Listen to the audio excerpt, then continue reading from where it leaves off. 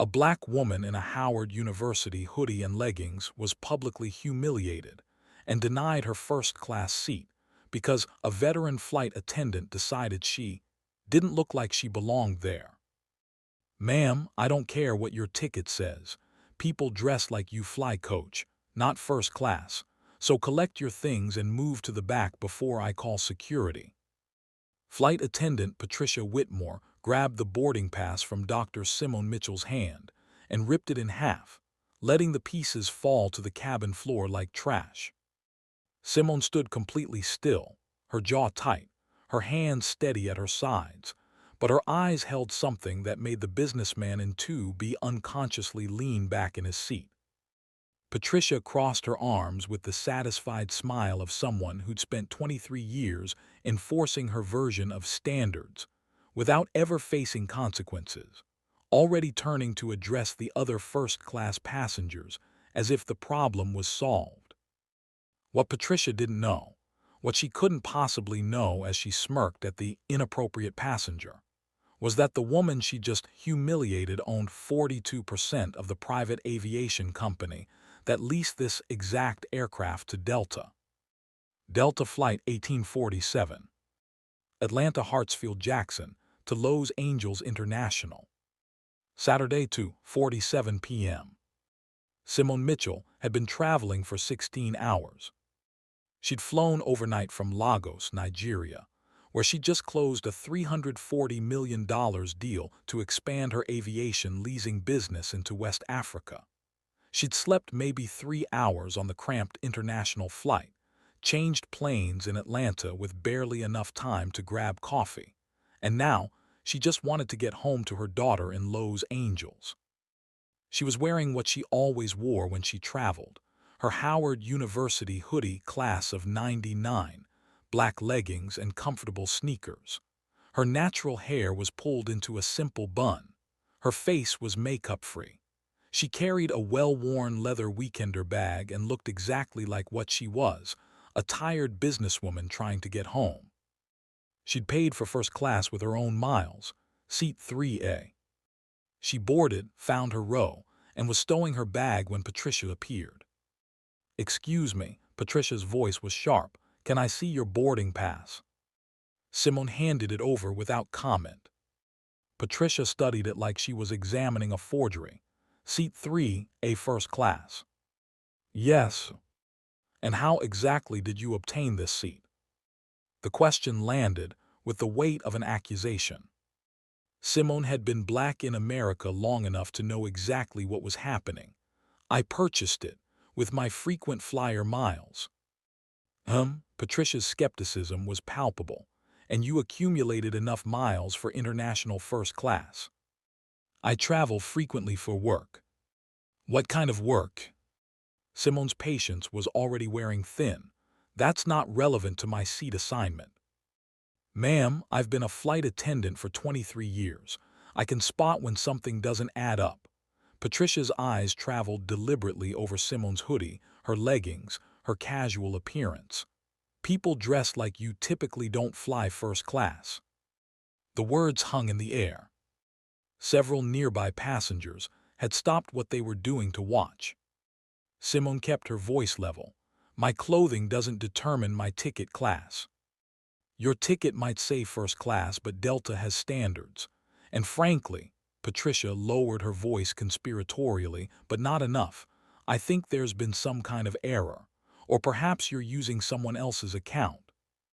"I'm not using anyone's account. This is my seat." Patricia's smile hardened. "Ma'am, I'm going to have to ask you to gather your belongings. I'll find you a more appropriate seat." "I'm not moving. This is my assigned seat." "Don't make this difficult." "I'm not the one making this difficult."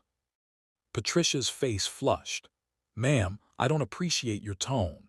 Now you can move voluntarily, or I can call the captain and have you removed from this aircraft entirely." Simone felt the familiar burn of rage and humiliation mixing in her chest. She'd faced this her whole life.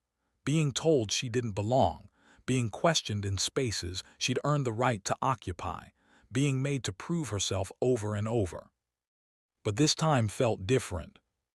This time, the disrespect was happening on an aircraft owned by a company she partially owned. "Call the captain," Simone said quietly. Patricia blinked, clearly not expecting resistance. "What?" "You said you'd call the captain. Call him. You're going to regret this attitude." Patricia pulled out her phone, but before she could dial, she seemed to have another idea. She raised her voice, addressing the entire first-class cabin. "Ladies and gentlemen, I apologize for the disruption. We have a passenger who's attempting to occupy a seat she's not entitled to. This will be resolved shortly." Simone felt every eye turn to her. Felt the judgment, the assumptions, the silent agreement that yes, she probably didn't belong. An older white woman in 4C shook her head disapprovingly. A businessman in 2D muttered something about people trying to scam the system. Only one person spoke up. A black woman in her 60s in seat 5A. "Excuse me, but did she show you a valid boarding pass?" Patricia ignored her completely. But this was only the beginning. The captain emerged from the cockpit 5 minutes later. Captain Michael Torres, mid-50s, silver hair, pressed uniform, and the weathered confidence of someone who'd logged 25,000 flight hours. "What seems to be the problem?" he asked Patricia. "Captain, this passenger is refusing to move to her proper seat assignment. She's showing a first-class boarding pass, but I have concerns about how she obtained it." Torres looked at Simone. "Ma'am, may I see your ID and boarding pass?" Simone handed over her driver's license and pulled up her mobile boarding pass again. Torres examined both carefully. "Dr. Simone Mitchell, seat 3A, purchased with SkyMiles 3 weeks ago." He looked at Patricia. "This appears to be in order." "But Captain, look at her." "Patricia," Torres' voice held a warning. "Do you have actual evidence of fraud, or are you making assumptions?" Patricia's mouth opened and closed. It just doesn't seem right. People who fly first class usually." "Usually what?" The question came from the black woman in 5A who was now standing. "Usually what exactly?" "Ma'am, please sit down," Patricia snapped. "I'll sit down when you explain what you mean by doesn't seem right." Torres held up a hand. "Everyone, please. Dr. Mitchell, your ticket is valid. You're welcome to remain in your seat. Patricia, we need to board the rest of the passengers."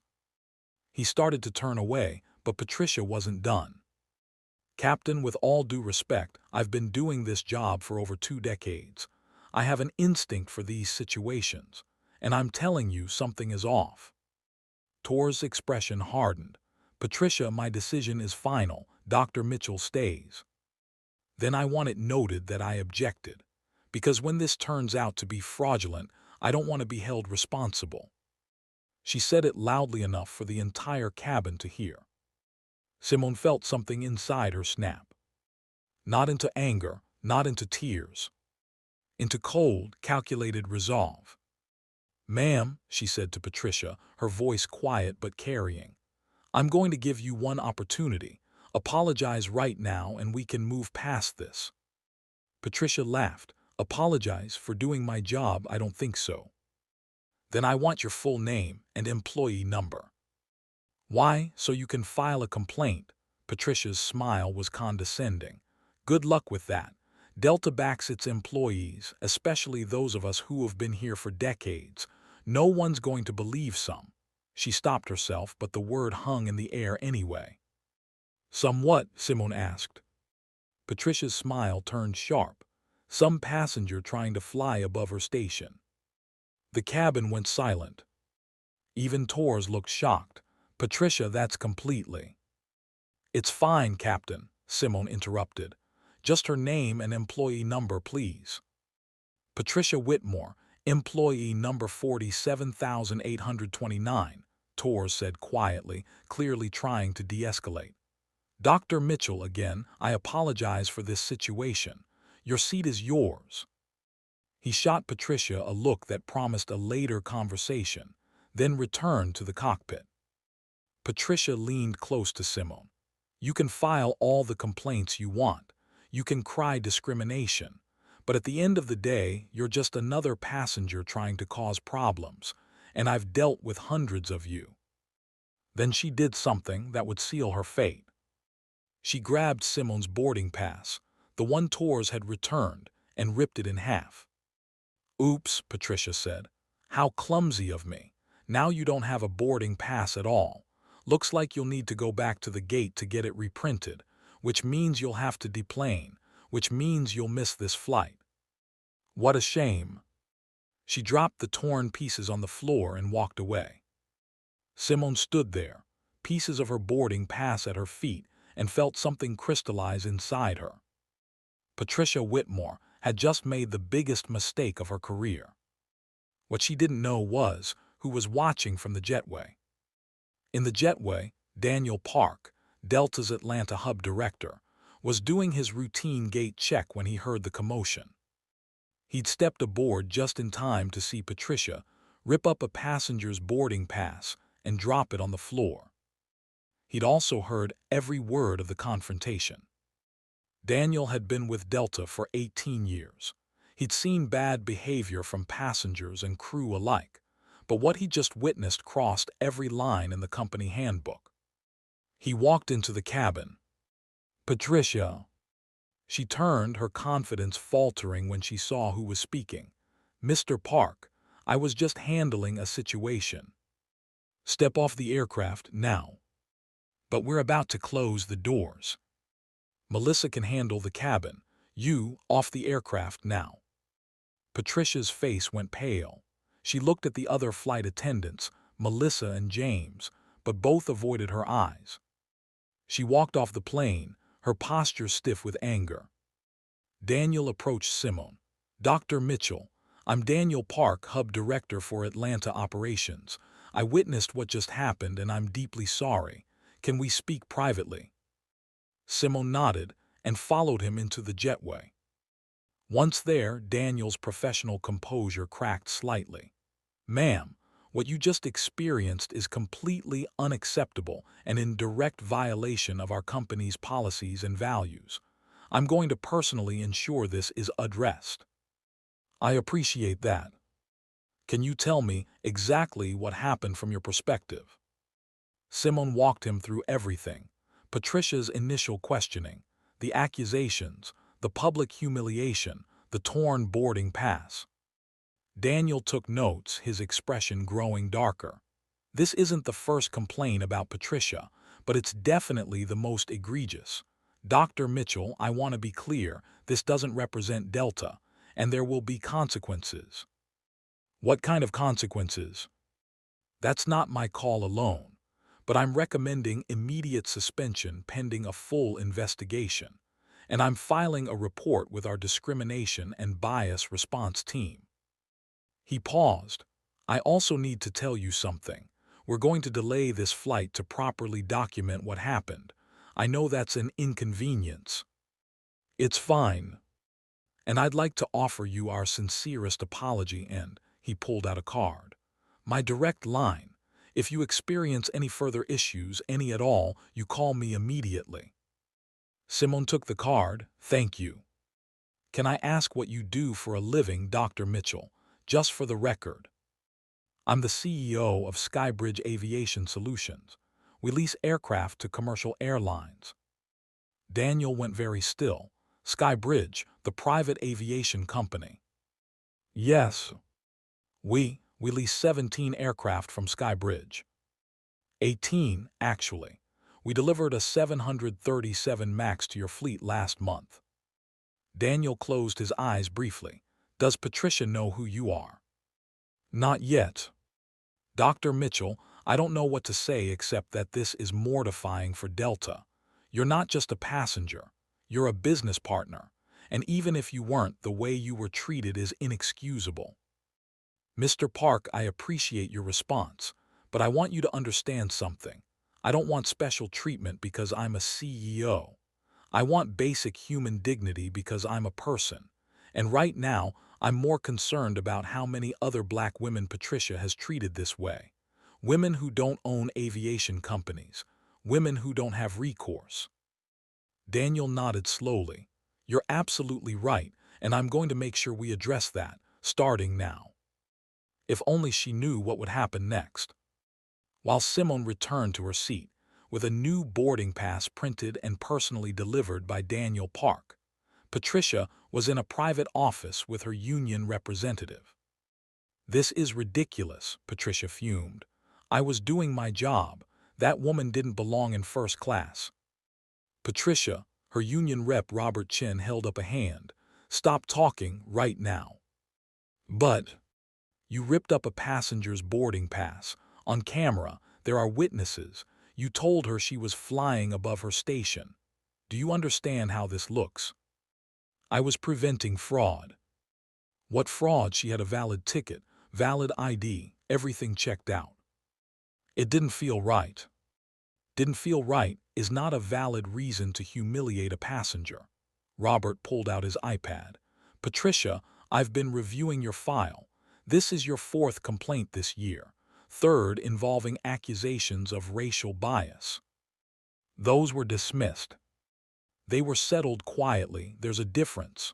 Robert looked at her seriously. "This time might be different. This passenger isn't backing down, and honestly, I don't think I can protect you." "You have to, that's your job." "My job is to ensure due process, not to protect discrimination." He stood. "I'm advising you to cooperate fully with the investigation, and to seriously consider whether you want to keep this job because, Patricia, I think it might already be over." He left. Patricia sat alone in the office, her confidence finally cracking. Her phone buzzed. A text from her friend Diane, another flight attendant. "Did you seriously mess with Dr. Simone Mitchell, the Skybridge CEO? Patricia, what were you thinking?" Patricia's blood went cold. She Googled Simone Mitchell Skybridge. The first result was Forbes. Dr. Simone Mitchell named one of America's top 50 women in aviation. The photo showed a polished, professional black woman in a business suit. The same woman Patricia had just humiliated. Patricia clicked through more results. Skybridge Aviation Solutions expands fleet with $2.3 billion acquisition. Mitchell becomes youngest black woman to own major aviation leasing company. Delta United expand partnership with Skybridge. Patricia felt sick. She just publicly degraded one of Delta's major business partners. She grabbed her phone and called her supervisor, Margaret. "Margaret, I need you to listen to me. There's been a huge misunderstanding." "Patricia, I already know. Daniel Park called me. I'm on my way to the airport now." "I didn't know who she was." "That's not the point. Even if she was a regular passenger, even if she was flying on a free ticket, you had no right to treat her that way." "But I've seen the witness statements, Patricia. Multiple passengers corroborated the same story. You questioned her repeatedly, made assumptions about her based on her clothing, publicly humiliated her, and then destroyed her boarding pass." "I was trying to maintain standards." "Whose standards? Patricia, you need to understand something. Delta's already received calls from Skybridge's legal team. Dr. Mitchell has requested a formal meeting with our executive leadership. This isn't going away." Patricia's voice went small. "Am I going to be fired?" Margaret sighed. "I honestly don't know, but Patricia, you should prepare for that possibility." "Be honest, what would you have done in Simone's position?" The flight to Los Angeles finally departed, 2 hours late. Simone sat in 3A, trying to focus on her laptop, but her hands were shaking. Not from fear, from rage. She'd spent her entire life being underestimated, being told she didn't belong. She'd been the only black girl in her private school, the only black woman in her MBA program, one of a handful of black CEOs in aviation. She'd built Skybridge from nothing, started with one leased corporate jet, and turned it into a $4 billion company. And she'd done it while fighting people like Patricia every single day. People who looked at her and saw limitation instead of possibility. People who questioned her credentials, her intelligence, her right to occupy space. She was tired of being gracious about it. The black woman from 5A, who Simone learned was named Regina, came over. "Honey, I hope you don't mind me saying this, but you handled that with more grace than I would have had." "Thank you." What that woman did was disgraceful, absolutely disgraceful. Regina shook her head. "I've been flying for 40 years, and I can't tell you how many times I've dealt with flight attendants like her. They see black folks in first class and assume we stole something or we're lying or we don't deserve to be there. It's exhausting." "It is, but you know what? Times are changing. That woman's going to face real consequences for once, because you're not just going to let it go, are you?" Simone met her eyes. "No, I'm not." Regina smiled. "Good, make her remember this day." After Regina returned to her seat, Simone opened her email. She had 17 new messages, all related to the incident. One from Daniel Park with a formal incident report. One from Julia Carmichael, Delta's senior VP of Customer Experience, requesting an urgent meeting. One from her own attorney, Marcus Washington, who'd somehow already heard about what happened and was offering to pursue legal action. And one from her daughter Taylor, a sophomore at Spelman. "Mom, someone posted about what happened to you on Twitter. It's going viral. Are you okay?" Simone's stomach dropped. She opened Twitter. Sure enough, someone had filmed part of the confrontation. The video showed Patricia ripping up her boarding pass and the pieces falling to the floor. The tweet read, "Delta flight attendant tears up black woman's boarding pass and tells her she's flying above her station. This is 2024 and this is still happening. Delta Airlines flying while black." It had 340,000 views and counting. The replies were a mix of outrage, support, and, disturbingly, people defending Patricia or saying Simone must have done something to deserve it. But the momentum was building. Flying while black was trending. Other black travelers were sharing their own stories of being harassed, questioned, and humiliated by airline staff. Simone's phone rang. Julia Carmichael. "Dr. Mitchell, I'm calling to express our deepest apologies." "Ms. Carmichael, I appreciate the call, but I need to be very clear with you. This isn't about an apology. This is about systemic change." "I understand, and I want you to know we're taking this extremely seriously. Patricia Whitmore has been suspended without pay pending a full investigation. We're also reviewing our diversity training protocols and—" "That's a start, but it's not enough. What would you like to see?" Simone had been thinking about this for 2 hours. "I want a complete audit of complaints against Patricia. I want to know how many passengers, particularly passengers of color, she's targeted. I want to know why previous complaints were dismissed, and I want accountability." "We can do that." "I also want Delta to implement mandatory bias training for all customer-facing staff. Real training, not a 2-hour video that people sleep through. Training that actually addresses the assumptions people make about who belongs in first class." "Agreed." "And I want a formal, public apology, not a statement. A real apology that acknowledges what happened and commits to doing better." "You'll have it." After the call ended, Simone leaned back in her seat. She just leveraged her position to demand change. But the victory felt hollow, because she knew that for every Patricia who faced consequences, there were dozens more who never would. For every black woman with resources to fight back, there were hundreds who suffered in silence. And just when things seemed calm, everything shifted again. By the time Simone's flight landed in Los Angeles, the story had exploded. Major news outlets were covering it. Aviation CEO humiliated by Delta flight attendant in viral video, CNN. Black woman told she's flying above her station in first-class confrontation, Washington Post. Delta suspends employee after viral incident with passenger. USA Today. Simon's phone was flooded with interview requests. CNN, MSNBC, The Today Show, Good Morning America. Her communications director, Alicia, called as Simone was collecting her luggage. Simone, we need to talk strategy. The media wants you. Every outlet. They want interviews, statements, everything. I'm not interested in being a victim on TV. You're not a victim. You're a successful CEO who experienced discrimination. That's a powerful narrative. It's also exhausting. I know, but think about the platform you'd have. Think about the conversations you could start. Simone sighed, let me think about it. Fair enough, but Simone, one more thing, Patricia Whitmore is already trying to control the narrative. What do you mean? She gave an interview to a conservative news site.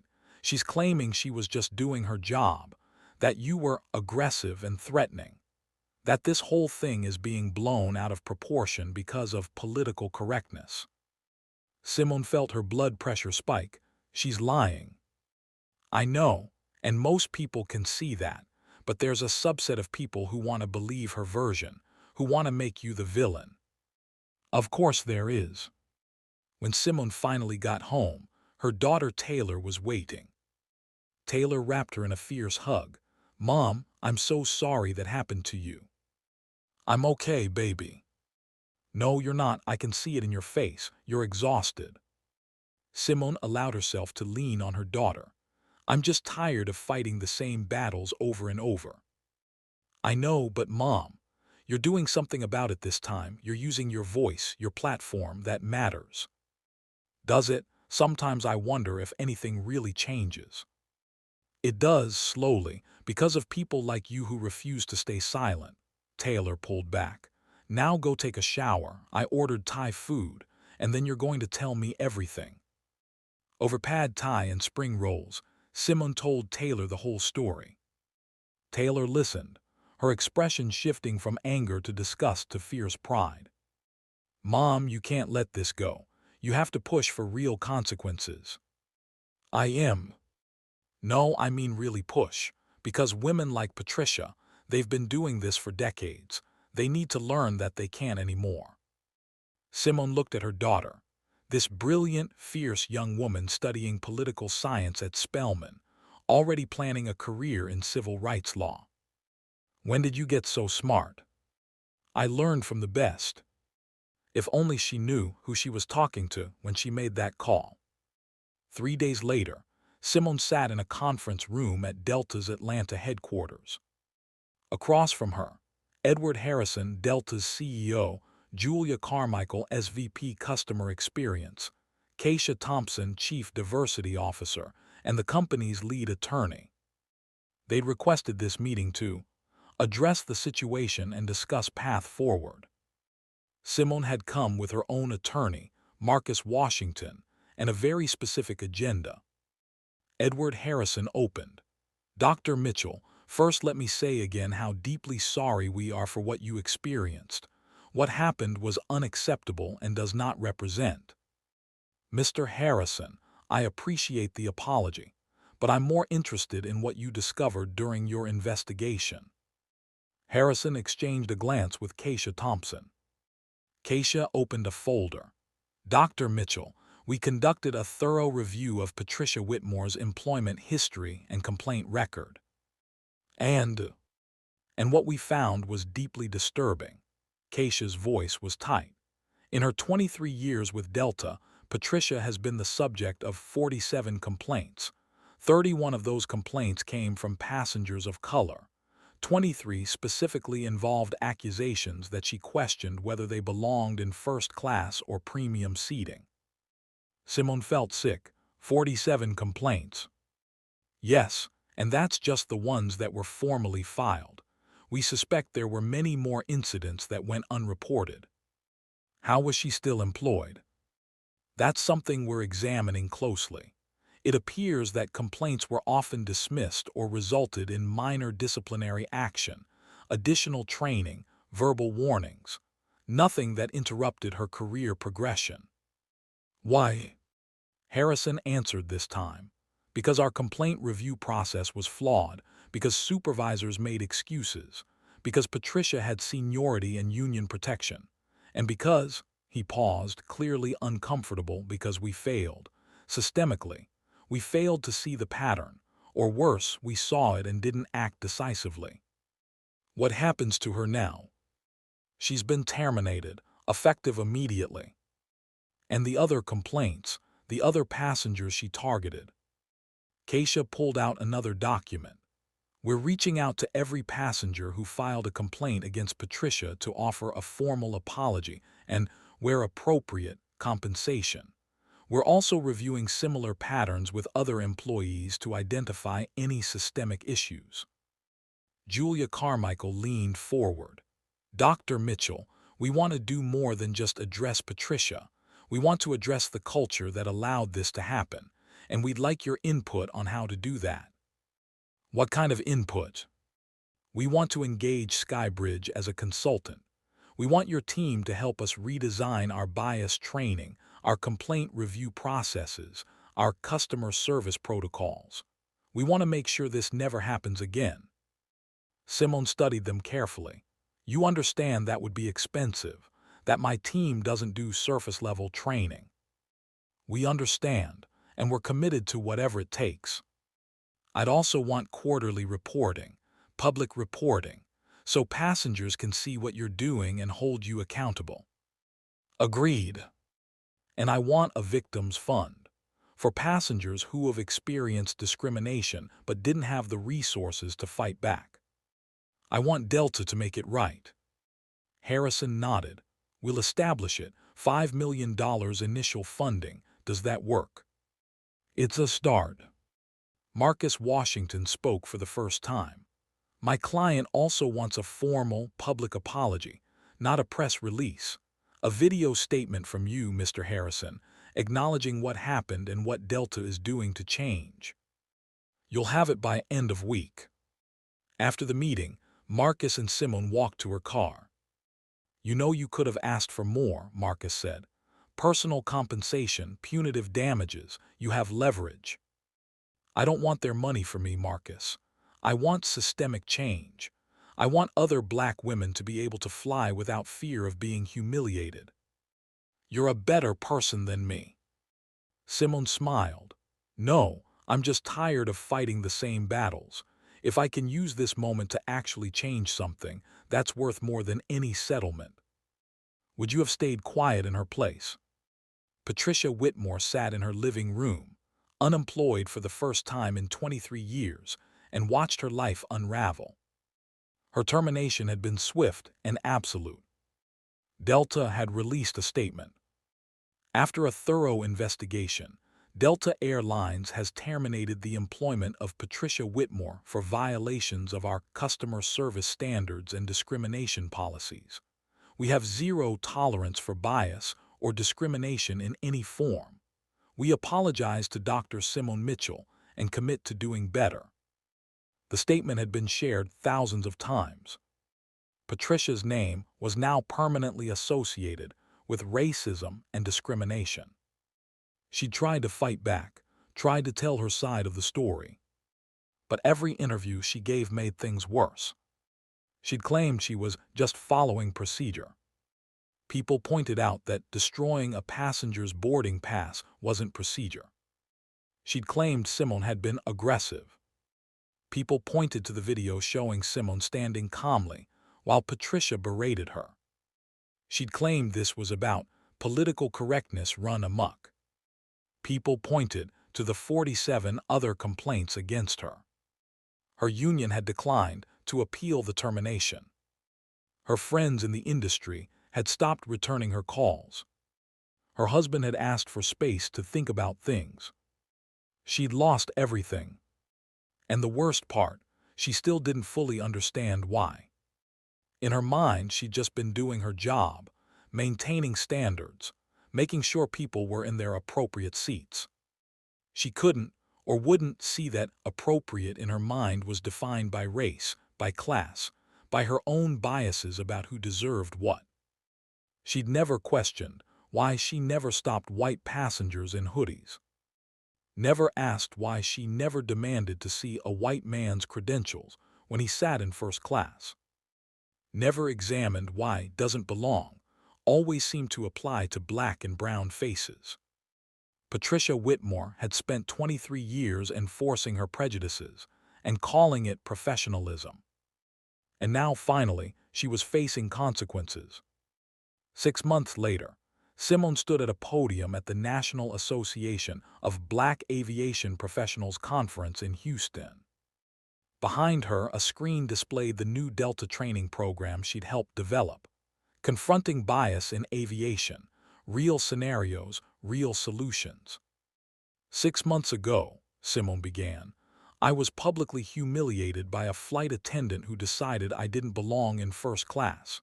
Today, I'm standing here to tell you what happened next. She walked the audience through everything: the confrontation, the viral video, the investigation, the systemic failures. But here's what I want you to understand, she continued. Patricia Whitmore wasn't an isolated bad actor. She was a symptom of a larger problem, a problem where bias goes unchecked, where complaints are dismissed, where people of color have to prove they belong over and over and over. She paused. Delta has committed to change, real change, and I'm working with them to make sure it happens. But it's not enough for one airline to change. We need industry-wide transformation. We need every airline to examine their complaint processes, to look at patterns, to ask why certain passengers are disproportionately questioned, removed, or harassed. We need training that doesn't just teach people to recognize bias, it teaches them to interrupt it, to speak up when they see it, to believe passengers when they tell us something is wrong. And most importantly, we need accountability, real consequences for people who discriminate, not just apologies, not just training, consequences. The room erupted in applause. After the speech, dozens of people approached Simone. Many were black women with their own stories of being questioned, doubted, or humiliated while traveling. One woman, a doctor, cried as she described being accused of stealing her first-class seat. Another, a lawyer, talked about being asked to prove she could afford her ticket. A third, a professor, shared how she'd been told she must be lost when she entered the business class lounge. Simone listened to every story, documented every one, and added them to the growing case for why change wasn't optional, it was essential. 1 year after the incident, Simone received an invitation that surprised her. From Edward Harrison, CEO, Delta Airlines. Subject: Advisory Board Invitation. Dr. Mitchell, over the past year, your partnership with Delta has been transformative. The training programs you've helped develop are industry-leading. Our complaint resolution process has been completely overhauled. And most importantly, we're seeing real cultural change. I'm writing to invite you to join Delta's board of directors as an independent member, with a focus on diversity, equity, and customer experience. I understand this is a significant commitment, but your voice, your perspective, is exactly what our board needs. Please consider it. With gratitude, Edward Harrison. Simone read the email 3 times. A year ago, she'd been told she didn't belong in seat 3A. Now she was being invited to help govern the entire airline. She called Marcus. Did you see Harrison's email? I did. What are you thinking? I'm thinking it's ironic as hell. Marcus laughed. It's also strategic. They want you on the inside, where you can push for change but also where they can manage the relationship. I know, but Marcus, I think I can do more good inside than outside. Then do it, but on your terms. Simone responded to Harrison. Mr. Harrison, I'm honored by the invitation and interested in serving on the board. However, I have several conditions. 1. I want full access to complaint data, broken down by race, gender, and other demographics. 2. I want quarterly public reporting on bias incidents and how they're addressed. 3. I want veto power over any attempt to weaken the bias training or accountability measures we've implemented. 4. And I want Delta to commit to increasing representation of people of color at all leadership levels, not just entry level, but executive leadership. If you can agree to these terms, I'll accept. Dr. Simone Mitchell. Harrison's response came within an hour. All terms accepted. Welcome to the board. 2 years after the incident, Simone sat in her office at Sky Bridge, looking at the framed magazine cover on her wall. Time magazine, the 100 most influential people. Her face looked back at her, along with the caption, Simone Mitchell turned a moment of humiliation into a movement for change. The article detailed everything: the Patricia incident, the viral video, the investigation, the systemic changes at Delta. But it also covered what happened next. How other airlines had adopted similar training programs. How the Department of Transportation had launched an investigation into bias in aviation. How Congress had held hearings on discrimination in travel. How dozens of airlines had overhauled their complaint processes. And how hundreds of black women had come forward with their own stories, no longer willing to suffer in silence. Simone's phone rang. Taylor. Mom, did you see the news? Which news? Patricia Whitmore is trying to sue Delta for wrongful termination. Simone's stomach tightened. When? Her lawyer filed this morning. She's claiming she was made a scapegoat, that Delta violated her due process rights. She's going to lose.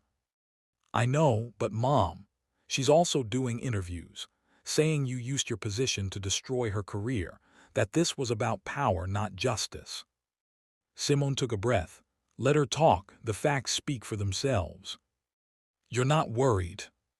No, baby, I'm tired, but I'm not worried because the truth is on our side. And it was. Patricia's lawsuit was dismissed within 6 months. The judge ruled that Delta had every right to terminate her based on documented evidence of bias and policy violations.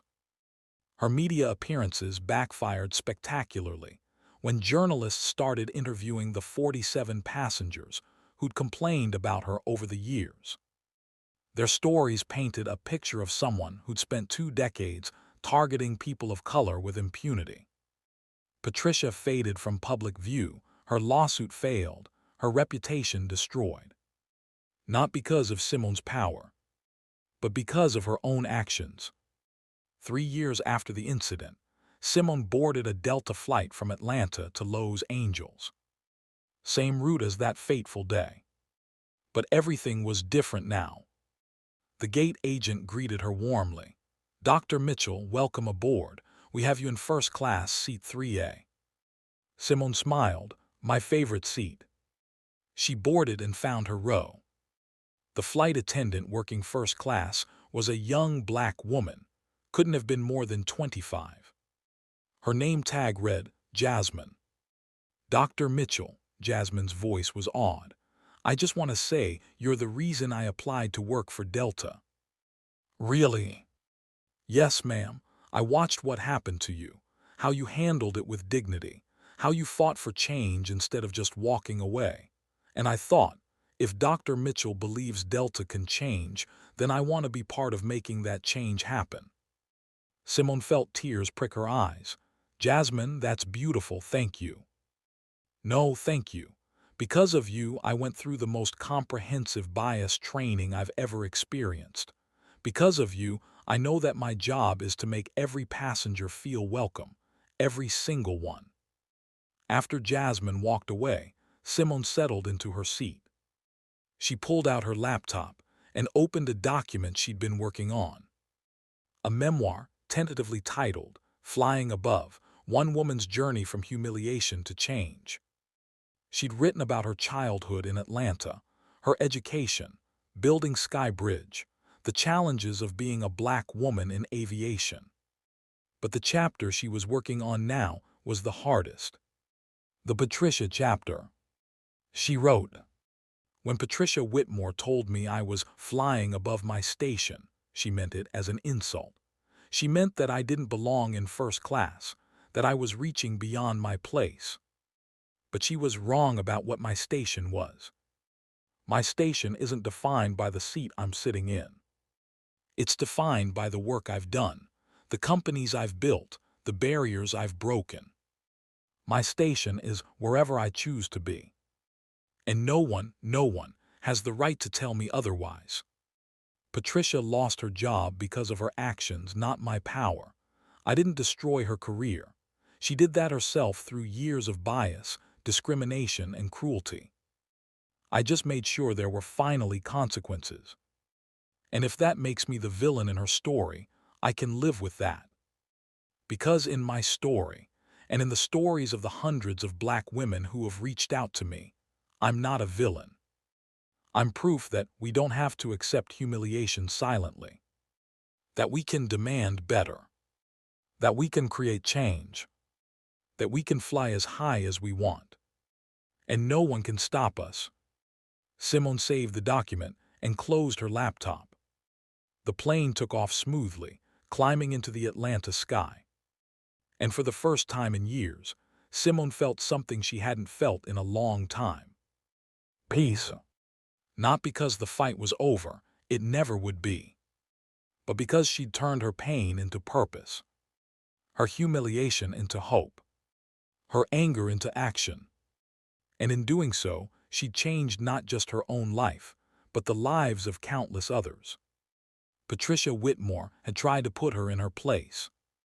Instead, Simone had redefined what that place could be. Dr. Simone Mitchell's victory wasn't just personal. It was a reminder to every black woman who's ever been told she doesn't belong, that our presence in any space is not a privilege to be granted, it's a right to be claimed. Patricia Whitmore spent 23 years enforcing her version of who deserved dignity, who deserved respect, who deserved first-class treatment. She was finally held accountable, not because Simone was powerful, but because Simone refused to be silent. The airlines changed their policies. The industry transformed its training. Hundreds of discriminatory employees faced consequences. And thousands of black women found their voices. All because one woman, wearing a Howard University hoodie, decided that being comfortable mattered less than being right. Simone didn't fight for revenge. She fought for change. She didn't demand Patricia's destruction. She demanded accountability. And in the end, she proved something that black women have always known but rarely get credit for. Our dignity doesn't require anyone's permission. Our excellence doesn't need validation. Our presence doesn't need justification. We belong wherever we choose to be. And anyone who tries to tell us otherwise, they're not just wrong. They're on the wrong side of history. Simone Mitchell flew first class that day because she'd earned it. She changed an entire industry because she'd had enough. And she reminded every one of us that silence is not strength, speaking up is. That patience is not weakness, demanding justice is. That walking away is not peace, creating change is. Patricia Whitmore learned too late that the woman she tried to diminish was bigger than her bias, stronger than her prejudice, and more powerful than she ever imagined. Not because of money or position, but because of something Patricia could never understand. The unshakable certainty that comes from knowing your worth and refusing to let anyone diminish it.